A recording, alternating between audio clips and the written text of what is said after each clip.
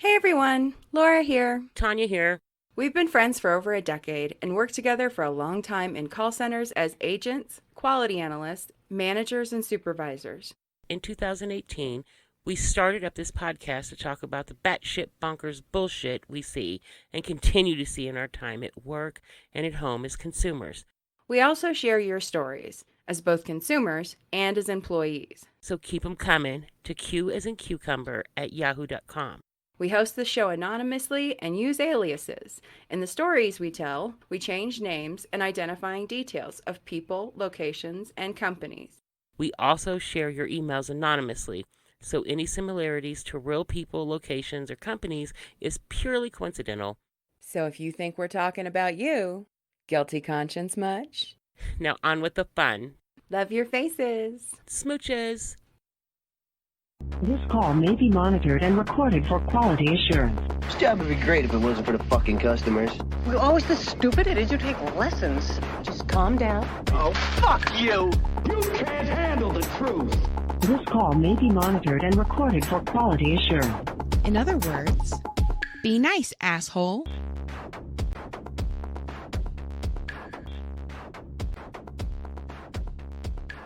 So we went to the hot springs a couple weeks ago. I didn't even wear boobs. I wore my bathing suit and didn't even wear my boobs. There you go. I didn't even care. I just, I was like, you know what? I don't have any boobs to wear. Yeah. For one. Two, I don't have any waterproof boobs because I can't put my expensive ones in there, and I'm not doing my knitted Right. knockers either in there. So I was like, I'll just be flat. And David was like, he just was, the whole day he was like looking at me like, are you okay? Yeah. Are you okay? And I was like, I'm fine. I'm fine. And he was like, you did so fucking I do want to interrupt you here. Because something that I've noticed from you, even today and the other day when we were talking through chat, I am really digging your super positive outlook, especially lately. Hey, normally I'm like, I don't have cancer. Well, not. No, I know. That sounds I know. awful. And no, it no, sounds no. mean. Well, no, But you no. really I get are it. doing this thing like it could be worse. I could still be married to butthole. I could still have cancer and not know it. Right. All this stuff, and it really feels like I'm really digging this. Well, for you. because it makes you think. It Right. really makes you me and Grandma got into it the other day because I was like, you worry about the wrong shit. Right. You really worry about the wrong shit all the time. I said, you're worried about all this other bullshit going on when you should just be happy that, you know what, you're 74 years old and you're alive and you're healthy and you're still able-bodied and you can get up and you can move around. And you're can do surrounded by stuff. family. And if whatever you can't do, we do, and we, all three of us, me, David, and Grandma, well, if there's something that needs to be done, we put our money together and it gets done right then, I said, you worry about the wrong shit. I said, you would think. And I was so mad. I was like, you would think. You said, I said, you watched what happened. You saw. You don't know everything, but you watched what happened with me and Butthole. And you know the road that took us down and everything it put Soph through. And even Avery. I said, but, and then, I get cancer. Right. I said, didn't that teach you anything to just be thankful for and happy and grateful that you're still here? You're still here. I said, it kind of opens up your eyes. Like, I don't care about little shit used to stress me out all the time. Right. Fuck off. I don't even care. Yeah. I don't care. Money does not matter to me anymore. Yeah. I just let it all go because you know what? Like I told you the other day, I could still be married to him. Mm-hmm. If I was still married to him, I never would have found it. Or if I did, I never would have gone to the doctor. Right. Because I was not allowed. No. I would not have found it as early as I did. Right. I would be sitting here right now and it probably would have, as aggressive as it was. It would have. I would have been. You might even be dead by now. Right. A year later, I would probably have been dead or damn close to it. Yeah. And I just really like it. Hey, you know what? It's one of the things that I've talked about a lot, especially during quarantine, And I've said it to clients that I've met with, right? Like, because they ask, like, oh, how are you doing? Oh, you're working from home. That's awesome, right? The company I work for did a really great job of taking it seriously early and getting us home quickly and making so many allowances and being so understanding about it. Like, really, and that's one thing that makes me feel blessed because honestly, we worked for a company for a long time where you and I met that would have been our state was on fire, like right next to where we worked, and they were like, well, why do you need to leave? Exactly. Because the fucking fire marshal said we had to evacuate. And you're still like, right, there's black smoke coming in through the vents. It smells like we are literally working within a campfire. Right. You can see the flames from our window. Right. And you're going, why can't you? Why do you guys need to? Yeah, you know, that did not give a fuck. Yeah. So that's one thing, but also in those conversations with clients, I found myself saying it even to them, like out loud a lot, as far as I remind myself, and I want to put this out into the universe as much as humanly possible, how blessed I am. My husband and I both have jobs where we can work from home. Our child, right? He's in school, right? Well, he's 7 now, just turned 7. Yeah. But my father-in-law is a retired kindergarten teacher. Right. In other words, who lives up the street. So he can take him like half, and he did, and he still does. They take him every week for like half of the week, and they do all the schoolwork, so he's not behind. Right. We have an amazing child that allows us to work. Right. And he's pretty self-sufficient. Like my oldest is healthy. His job has done an amazing job keeping him safe. Like, we have been incredibly, and thinking about people that are struggling with childcare, with their child either having to choose between their child falling behind in school or possibly bringing home a deadly disease. Yeah. Like, or not having a job, or having a job that says, fuck you, we're going to put you at risk. I mean, we could not be more blessed in this whole thing. And I keep reminding myself that. And I keep wanting to say it out loud to put it into the universe. Like, we are blessed. And I am so unbelievably grateful. And it's something I don't want to kind of take for granted. Yeah. Or like you said with grandma, focusing on the wrong thing. Right. Like, of course there are things that stress me out and upset me, and rightfully so. Yeah. But don't lose sight of the fact. Yeah, no. When George is super getting on my nerves, I'm like, hey, we both have jobs. We're both healthy. Our kids are healthy. Like, yeah. By the way, welcome to Q as in Cucumber. Hey there. I'm Lara Mack. I'm Tanya Edwards. So we're just talking. My little sister's about to give birth. Her and her husband and her other 2 kids all got like a cold or flu or something, and it was bad in their house for a minute. And she was and her husband works for the railroad, so he's traveling around, and he's on the train, and God only knows who he's coming in contact with. And all of a sudden he came down with something, and it was like, oh my God, is he sick? God. Right? Went and got tested up there. Thank God. Came back. It's not. It took forever to get the test results, which, thank you. Even in North Dakota, where there's like nobody. Right, it's like 9 people in the whole state. All right, but whatever. But that's what we're going to do. We're going to do like a self kind of imposed. Yeah. And I go to the store or whatever when I have to, but I wear my mask, come home, immediately wash my hands and face, all that good stuff. Yeah. Sophia works as a receptionist. Right. For a hair salon. Mm-hmm.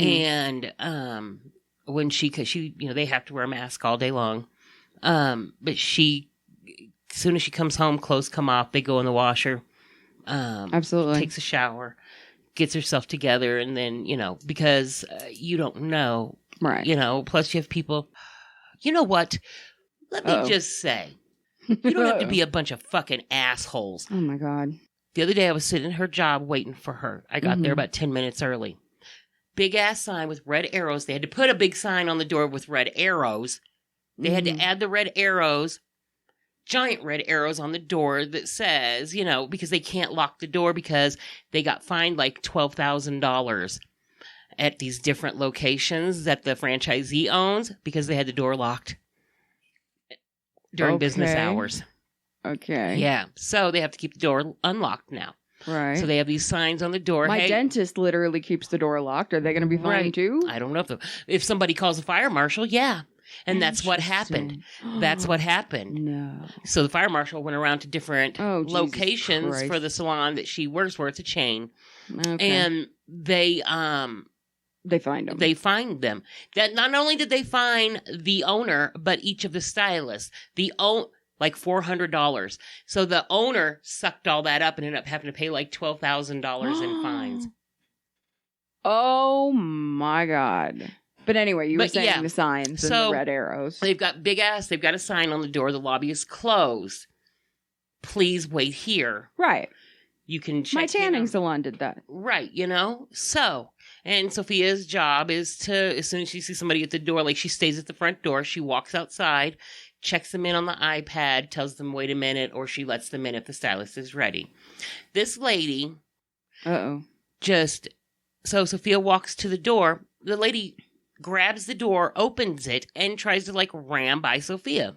Sophia was like, no, ma'am, you can't come in. You don't have a mask on. And the lobby is closed. The sign says the lobby is closed. And the lady, well, I just want a haircut. And Sophia was like, well, That's what everybody else is here for, ma'am. Right. Sophia was like, well, did you call and make an appointment or did you go online? She was like, no. She was like, well, it's like a 2-hour wait and we close in 10 minutes. And the lady was like, well, I just want a haircut. That's nice. No. Sophia was like, well, you can come tomorrow. Well, I want a haircut now. They had to go get the manager to bring, bitch, you pushed my kid one more fucking time. Some guy called Sophia a little bitch, a dumb little bitch. Because she was like, okay, he made his appointment and everything. And she was like, what's wrong with people? She said, first of all, who attacks a teenage girl? Right. She says, do you have your mask? And he was like, I'm not wearing a mask. She said, then you can't get a haircut. There you go. And because at first when all this started, she would be like, and the manager was like, you know what? You tell him. Her boss was like, you tell him in no uncertain words, get the fuck out. Yeah. If they can't wear a mask, go. We cannot have them in here. We can get in trouble. They could be a carrier and not know it. They make one of my girls sick. It's already happened. So Sophia's telling this guy, so she has these copies on her clipboard of Governor Polis's order. Right. The mandate to wear the mask. Right. Sophia was like, well, Governor Polis made a mandate. Oh, he's a fucking punk. Da, da, da. She was like, okay, sir, I don't care. I'm not going to argue politics with you. No. But this is the rule right now. You have to wear a mask to come in. Right. He was like, well, I'm not going to wear a mask. She said, then you're not getting a haircut. And she walked in and shut the door. And he was standing out there, and Sophia was like, no, you're going to give me a haircut. So Sophia went back out there. She was like, sir. And she hands him the mandate. She was like, read over this, and it says here that you have to wear a mask. You stupid little bitch, da-da-da-da. Then the manager came out. She was like, sir, you know what? We don't want your business. No. Go someplace else. Yeah. You're not going to treat my employee like this. Get the fuck out. And I'm a stupid. And Sophia's got my attitude. Right. Sophia really has my attitude. So dealing with people not like that is not her strong suit when they when they're being difficult. And It's taken when she came home one day and she was just crying. She was like, Mom, I'm gonna find another job.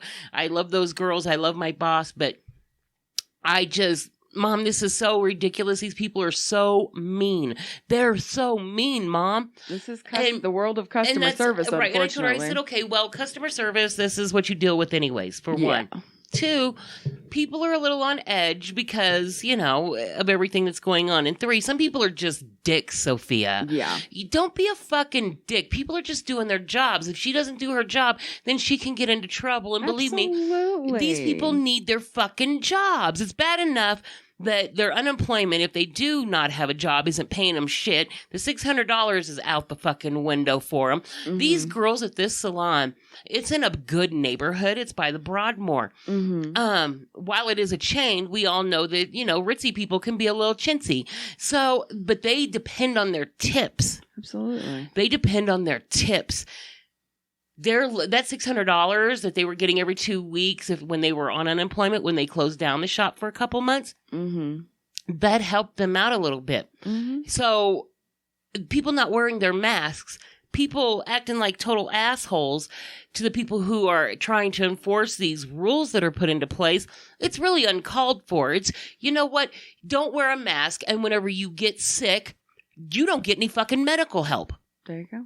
Fuck off. Fuck off. And if I'm up there and I see one of you assholes talk to my daughter the way that you talk to her one more time, they're going to call the fucking police on me because I'm going to punch you in the mouth. You don't talk to people like that. You don't talk to my fucking kid that way. You don't talk to anyone like that, let alone a child. What is wrong with Somebody you? who is trying to do their job. So let me tell you. When I stopped at 7-Eleven to get this coffee, this guy, 7-Eleven, big ass, you have to wear a mask. This guy walks in, no mask. The little guy behind the thing was like, sir, you have to have a mask on.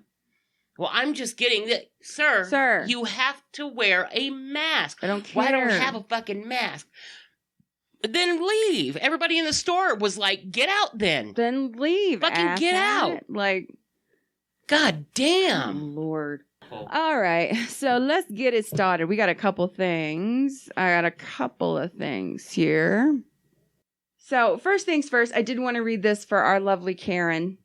Hey, Karen. Karen sent us an email. Okay. Right after our Black Lives Matter episode, and we're just now getting around to reading it because it's been a minute. But she obviously needed a vent, and I asked her, I was like, "Can I read this?" She was like, "Yes." I was like, "Okay." This is so funny. So she says, I mean, it's funny to me. I'm sure it was I know it was very not fun for her. She says, hi, Laura and Tanya. I was reluctantly visiting my parents this weekend to catch up on the week's events. Reluctant because we are on opposite sides of the political divide, and my mom will not refrain from discussing Fox News or Trump while I'm visiting. She knows it annoys me at best and upsets me at worst. First, she tried to convince me that everyone who has died from COVID was either elderly or had underlying conditions. So, quote, so they didn't really die from COVID. They died from other things that COVID just exacerbated. More children are dying from suicide from not being allowed to go to school than are dying from COVID. Huh? How? Okay. Okay. Also, she keeps calling it the Chinese COVID flu, which she knows pisses me off. That's so awful. Good Lord. So now my hackles are up, and I'm trying to keep my temper in check. Working at a university that includes a teaching hospital, I know people that work directly with COVID patients. The hospital would not be losing tens of millions of dollars by postponing non-emergency visits and surgeries for quote-unquote the flu. Then she starts telling me about what Don Lemon said to a caller on some Fox News show who wanted to know why Black Lives Matter wasn't doing more to stop black-on-black violence in their own communities. Let me just say, I am so fucking sick of these motherfucking undercover racists talking about black-on-black crime. That's not the fucking issue. The fucking issue here is police becoming the judge and jury and the executioner all at once because they automatically think somebody's fucking... That shit pisses me the fuck off. She has a really good response. Karen, I gotta say, I really like your response here. Why they're not doing more to stop black-on-black violence in their own communities instead of protesting against the police. Mom says... He said it's because it's not their mission. What kind of evasive, non-helpful answer is that? And I said, it's neither evasive nor a non-answer. The mission of the Black Lives Matter movement is to stop violence against the black community by law enforcement. Mom says, but if they really care about black lives, they'd stop spreading COVID with their protests and start helping in their own communities. I said, Mom, that is not their mission. Their mission is focused on law enforcement and to some extent on racial issues in the delivery of medical care and social services. Mom says, and I kept going, but the Humane Society should go beyond their mission of helping animals by providing elementary school kids with school lunches. But 4-H should go beyond their mission of preparing kids to be farmers and ranchers by researching renewable energy. The criticism is just a stupid attempt to delegitimize the movement. Mom says, well, excuse me, but if you claim to care about people's lives in your...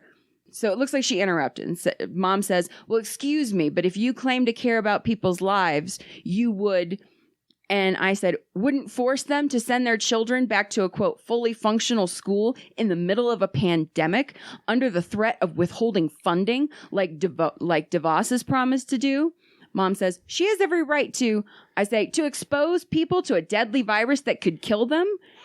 People that have underlying conditions. People like your diabetic, hypertensive daughter. Huh. My mom hesitates for a few seconds and then finally says yes.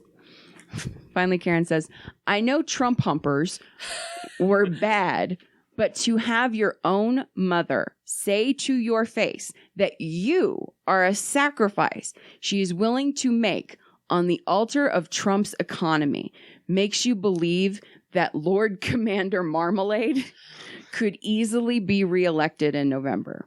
The same people that voted for him in 2016 will vote for him again in 2020. On that positive note, love your faces. Karen just needed to vent. I don't blame you, girl. I don't blame you because I would be frustrated if that was my parents are Republicans. They're not Trumpers at all. So, they hate him. My parents are in full support of this entire fucking cluster shit show. And here's yesterday, my mom and dad are waiting on their furniture to be delivered. It's coming from another state because American Furniture didn't have it in stock, so they had to get it from one of their other warehouses. Okay. My mom says, I hope it gets here. It's supposed to be here by the 24th. I said, oh, it'll get there soon. She was like, if somebody doesn't set the truck on fire. And I was like, who would set the truck on fire? She was like, the protesters. I said, they're not. I said, so first off, what protesters? The Black Lives Matters protesters. I said, so it's been shown time and time again that it's not Black Lives Matters that's setting shit on fire and doing all this stuff. Those are separate groups. And 9 times out of 10, it's people like the Good Boys and all of these other white supremacist groups. So that I said, it's been proven time and time again. Yeah. It's been all over she was like, well, I don't watch Fox. I watch CNN. I said, whatever else, what are you watching? One American News too? You watching OAN? Is that what you're doing? My dad just thinks, these people, I said, you don't understand. And what kills me is Avery's always been, I'm a cowboy, right. And hasn't really embraced the fact that he is half black. Right. Until I told you when he got pulled over, right? Whenever we went to go get his truck. Right. He's explaining to my dad why he feels the way he feels. Avery made a post on Facebook about something, and my dad was like, oh, well, those people deserved it, da-da-da-da. And Avery was like, who are those people, Grandpa? Those people deserved it? He was like, do you not understand that I'm a black man? Right. That I have just as much risk? He was like, well, Avery, you don't act like that. He said, and neither did they. Neither did Elijah, whatchamacallit, from Aurora. Neither did Breonna Taylor. Neither. All these people, and they're just being killed based on the color of their skin. Because they're basically guilty, and that's why black while walking, or walking while black, I said, I told Avery, I said, don't get yourself all upset about it because they just don't get it. They don't get it. And I said, but it's really frustrating for Avery and for me, really too, because I have half black children that. When TJ turns 16 and starts driving, and, you'll tell him, make sure you follow the speed limit, blah, blah, blah, blah, blah. You'll give him the parent speech. But we're absolutely not going to. But the speech I give. More than likely is going to be completely different. The speech I give is. Yep. Make sure you follow the speed limit. Stop for yellow lights. Do this and that, Keep your hands up where they can see them. Don't make any sudden movements. If you get pulled over. Keep your hands up. Avery and Sophia know now, whenever they get in the car, they have their wallet sitting on the dash or right in the middle console. so that they can just have it out and ready for whoever if they get pulled over. Yeah. Keep your hands up where they can see them. Don't make any sudden movements. Don't look at them. You know, be respectful. Make sure that just if they ask you to get out of the car, hold your hands up, let them know I'm going to open up the car door, or do you want to open up the car door? You know, just all these extra things I have to tell them, even Sophia, Absolutely. because they're not above just shooting a black girl, they're not, these are the conversations that I have to have with my kids. That more than likely I'll never have to have with teachers. and it sucks. It just gets worse. And the other day I was listening to one of my agents, and I'm listening to him take this call. The guy thought he hung up, and he was like, "Oh, I got another dumb black guy." I was like, my agent was just like, "Huh?" And so I message him, and I'm like, "Hey, go into coaching for me real quick." So he goes into coaching for me. I said, first off, that call was amazing because we've really been working with this poor guy. Right. I've been working hard to get him where he needs to be. Right. He went in the last month from getting 70s on calls to getting hundreds. Nice. So I've been Good working job. my ass off with him. But he heard that, and I was like, first off, you did an amazing job on that call. Right. Second, I am so sorry. I said I don't understand. I said, I'm sorry. I said, this current climate is just so horrible for a lot of reasons, to a lot of people for those reasons. I said, and some people are just asshats, stupid. Yeah. I said, I'm sorry, Ray. He was like, it's okay, Miss Tanya. I said, he was like, I was just like, wow, what the hell? Where'd that come from? We actually did get an email from somebody who was like, she was talking about, I thought we read it on a previous show, but I feel like we didn't. Maybe I missed it. She was talking about how she had this perfectly pleasant conversation with somebody. It wasn't overly friendly. It was like, hey, can I get my balance? Sure. Here's this, that, and the other, blah, blah, blah. Okay. Did you have any other questions? Nope. I think good. That's all I needed. Great. Thanks. And before he disconnected the call, he says to somebody else, wow, she was a fucking bitch. And she was like, so what the fuck? Here's my tip to the call center peeps that still work in call centers. Sometimes your mute button doesn't work. Sometimes you think the call's disconnected, and it is not. Yep. And they can hear you. Yep. They can hear you. They can absolutely hear you. I had to term somebody a couple months ago. She thought that she was off the call. And she was like, Jesus fucking Christ. Next time you want to place an order for food, why don't you just go into the fucking restaurant? Right. Just talking all this shit. And the guest was like, excuse me, I can still hear you. And she hung up real quick, thinking, and then, yeah. We had somebody that one day this is when I had my, this is after Dee Dee had quit while I was on maternity leave, and I had my other little helper. And I worked super early in the morning, and he would come in midday and work until close. Well, he calls me at 6 o'clock or 7 o'clock and was like, we got a problem. He was like, the agent came to him because she was hoping that if she fessed up to it rather than it being caught, then maybe she wouldn't get fired. Right. And I was like, okay, what's the problem? And he would call me on occasion at home, but not really. And I know 6 to 7 o'clock isn't that late, but it was unusual. I was like, why couldn't this have waited? What was so bad? Yeah. Right. And what happened was she was trying to leave for lunch, and this elderly woman just wouldn't stop talking. Right. She thought she was on mute, and her coworker apparently was standing right next to the desk going, come on, let's go. We got to go to lunch. And she thought she was on mute, and she wasn't. And she said, I'm trying, but this fucking old ass bitch won't shut the fuck up. Right. And this little old woman was like, I'm sorry, dear. What did you say? She didn't even really make it out, but you could clearly hear it. Yeah. And she was like, oh, and just hung up. Just so panicked. Not only did you cuss about the person, but then you hung up on her. Oh my God. And I was just like, oh dear God.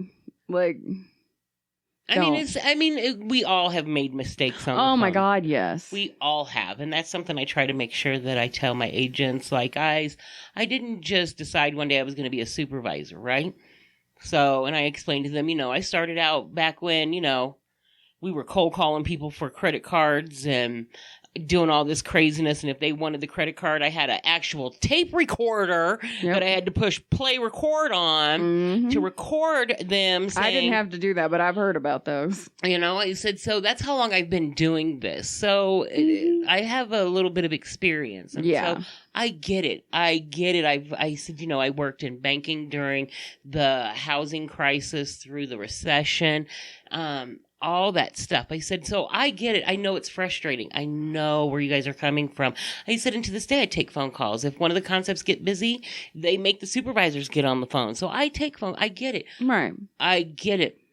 My thing is that I need you guys to give fast, efficient, good customer service. If you just need a minute, tell me, Tanya, I need a minute. And I'll tell you to go into a status. It's not going to hurt your stats. Right.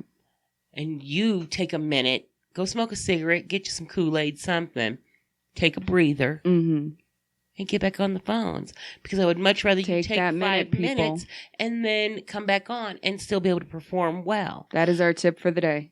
Take a minute. And just take a minute. I said, you guys, I may not be taking phone calls all day, but believe me, I get frustrated with y'all sometimes. And I have to set my headset down. I have to remove myself from my desk. And I have to go and, make me some popcorn or watch TV for a minute or something so that I'm not like, what the fuck is going on, Yeah. Take a minute. Take a minute. And especially as your leadership team, we would rather you take that minute. Yeah. Well, I don't know that it's condoned, but I don't really care either. But I have a good performing team.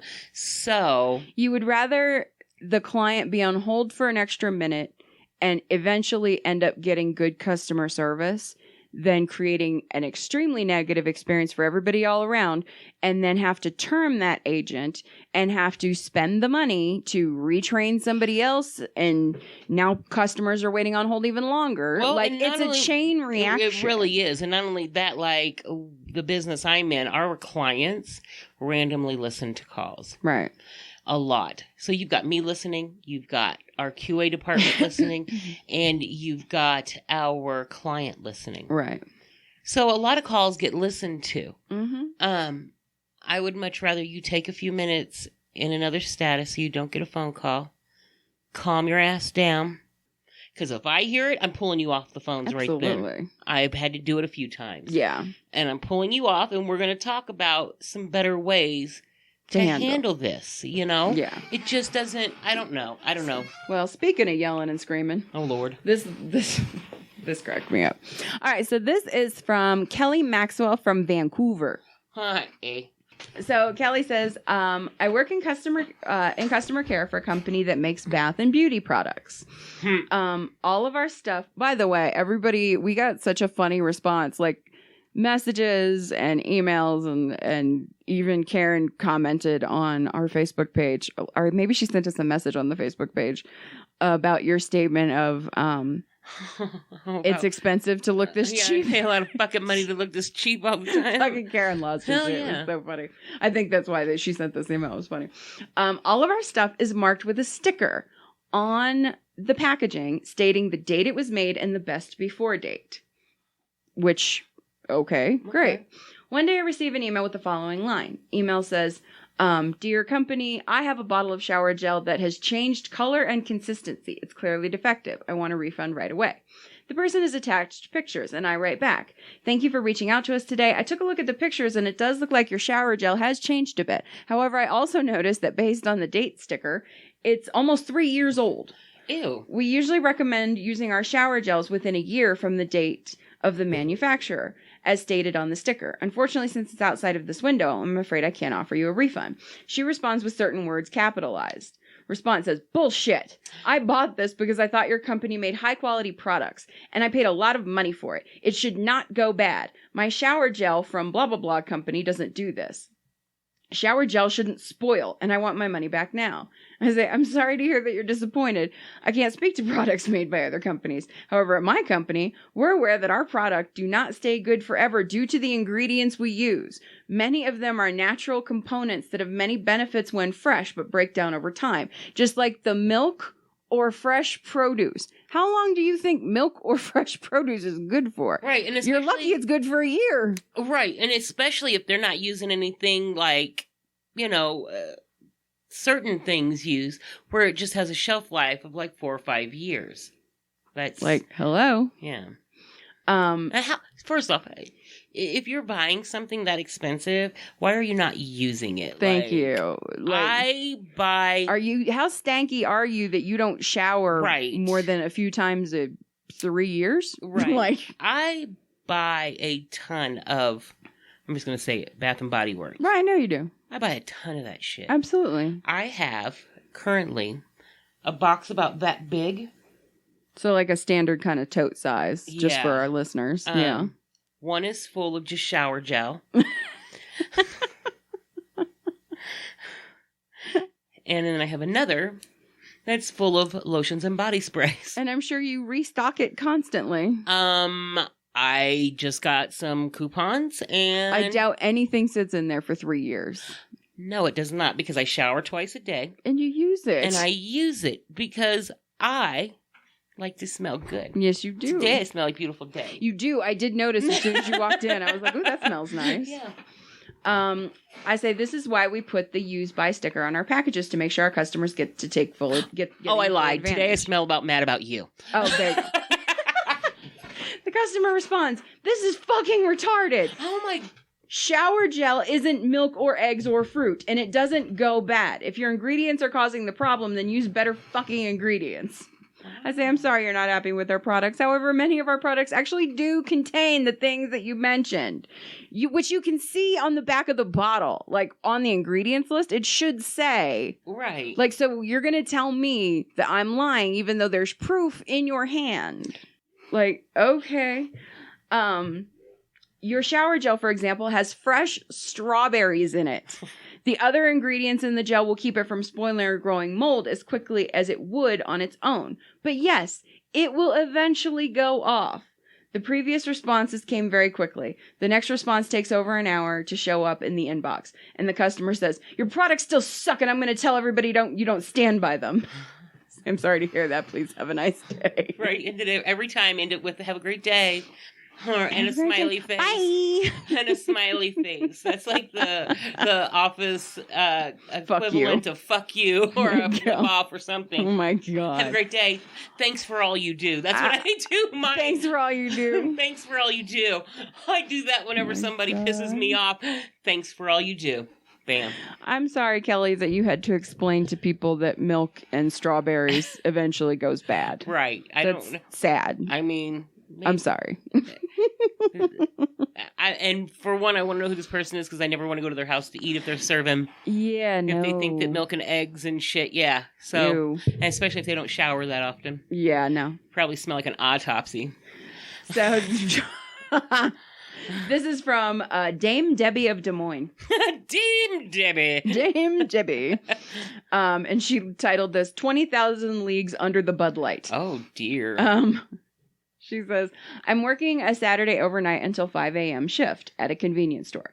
2 guys come in around 2:45 and start looking through the beer cooler. Iowa stops the sale of all alcohol at 2 a.m. I tell them that it's too late to buy alcohol, but one of them brings a 12-pack up to the counter anyway. And I say, I'm sorry, but I can't sell that to you. The cutoff time is 2. And he says, oh, come on, just this once? I said, nope, no can do. The registers are programmed not to allow the sales. So it's not even like I can just make an exception. Right. I scan it. The registers is going to be like, nope, sorry. Our 7-Eleven's Thanks for here. playing. They lock the beer cooler at whatever time. There you go. Yeah. The customer says, can't I just leave the money and you ring it up with when the register will let you? Shut the fuck up. I said, no, my shift ends before that. Besides, I pointed the various security cameras in the store. It would be kind of hard to hide. I'm still being polite despite starting to get frustrated by his refusal to take no for an answer. The customer says, how much would it take for you to let me walk out of here with this beer? Now my patience is exhausted, but I'm still trying to keep my temper in check. I say $20,000. The customer's mouth hangs open in shock. I said, you're going to pay my fine, the store's fine, and the store's loss of sales for their liquor license being suspended. He then left with no further argument. Right. Drunkin Donuts. You don't have 20 grand? Get the fuck out. Thank you, Drunkin Donuts. Asshole. Didn't we used to call Sophia that day when she got super I drunk think so, yeah. at Red Robin? She was having a bad Can you day. drive my car? Can you have a stick? We were like, oh my Yes, I can God. drive a That's what stick. it was, because Carly was out because Stevie was being treated. Yeah. And Sophia was our stand-in boss, and something happened. I don't even remember what it was, but man, we went to Red Robin and Sophia got a little... She was drinking sand in my shorts. She was and she chugged it. Yeah, she had 2 of them at lunch, and we were just like, wow. I'm like, wow. Okay. Yeah. And then she was trying to talk, and I think that was the moment you were like, all right. And she said, I want a donut. And you said, all right, Drunkin Donuts. Yeah, and then we had to hide her for the rest of the afternoon until it was time to leave because we didn't want anybody to know that she was a little buzzed at work. A little buzzed. Yeah, we hit her in one of those back little rooms. We were like, just sit in there. Yeah, just stay in there. Take your. There's a computer in there. Log in and do your work. Oh my God. So One let's day go this ahead and wrap this one up. And do you have time to record one more quick one? Okay. Yeah. All right. So we'll wrap this one up. So keep sending those emails to qsandcucumber@yahoo.com. And until next time, I'm Lara Mac. And I'm Tanya Edwards. Love your faces. Smooches. Like what you hear? Rate, review, and subscribe on iTunes or your favorite podcasting platform. And follow us on our Facebook page by searching Q as in Cucumber. You can also follow us on Twitter and Instagram by searching QAIC_Lara, LARA, and QAIC_Tanya, TANYA. Don't forget to check out our other show, hosted by me and Jessica James, called The Parent Memoirs. And we want to hear from you. Share your stories by emailing us at qasIncucumber@yahoo.com, and you might just hear your stories on a future episode. Love your faces. This call may be monitored and recorded for quality assurance.